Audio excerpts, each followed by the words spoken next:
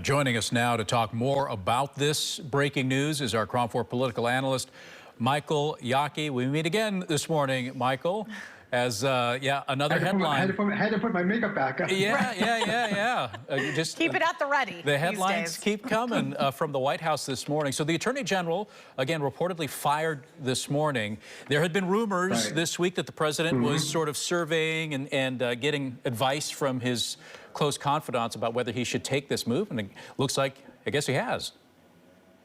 Yeah, I mean, this is another situation. I think what we have now is President Trump is entering his apprentice phase, which is you're fired. First Kristi Noem, now it's Pam Bondi. But again, it's for failing to do things that they were doing on his behalf, right? She was very combative in congressional hearings. She had her own opposition research binders. The whole thing about the Epstein files was created by Donald Trump, not by Pam Bondi. He was the one who said he was going to release them on day one, that they're on Pam Bondi's desk. Pam Bondi, though, did kind of say, and probably shouldn't have said, I have his black book right here, and that's never appeared. So everyone is wondering, where is the black book of Jeffrey Epstein? And then the fact that everything came out in drips and drabs, which I think was actually designed to protect President Trump because he was notably absent in most of the early disclosures, and then more stuff started coming out. I'm not too sure what she should have done with that, other than what probably she should have done, which is dump everything all at one time and then get it all over with. Instead, it's been kind of like a slow drip of bad news for the president. But what strikes me as really kind of ironic is the idea that she's being fired for not being tough enough on his political opponents. When she has appointed Attorney General, Trump has appointed U.S. attorneys who have been basically unqualified but loyal to him. She has sent them in the areas in which they were present to go in and indict people, to try and indict, Comey, indict all these other folks, and they haven't been successful. They've been being tossed out by courts, or the grand juries themselves have been not doing it. It's not really a fault of Pam Bondi, because there are two things going on in the U.S. Attorney's Office.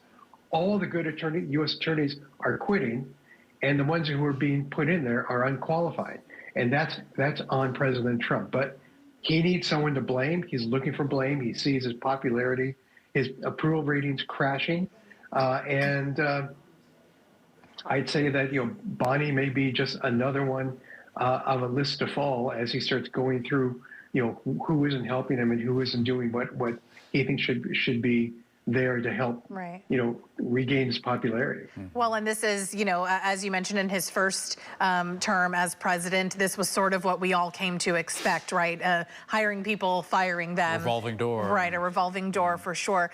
With Kristi Noem, it was sort of said that once she was fired from her position, they were moving her somewhere else. As far as Pam Bondi goes, do you see her being moved anywhere else, or is she just, see you later, goodbye? Well, she could go run the new President Trump airport in West Palm Beach, which is where she's from. I don't know. I mean, we'll see if they give her the soft landing. But this is a situation whereas Kristi Noem was creating headaches and headlines, doing with Donald Trump's bidding.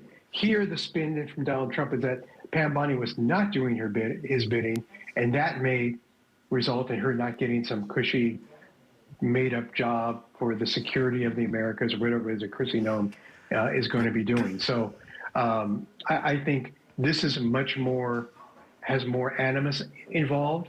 It's been publicly discussed, and it's been based solely upon his belief that she was not doing what he wanted him to do, which is indict Comey, indict Hillary, indict Bill, indict anyone who she can think of. Letitia James. Adam Schiff, Letitia James, people who caused him headaches during his first term and in between.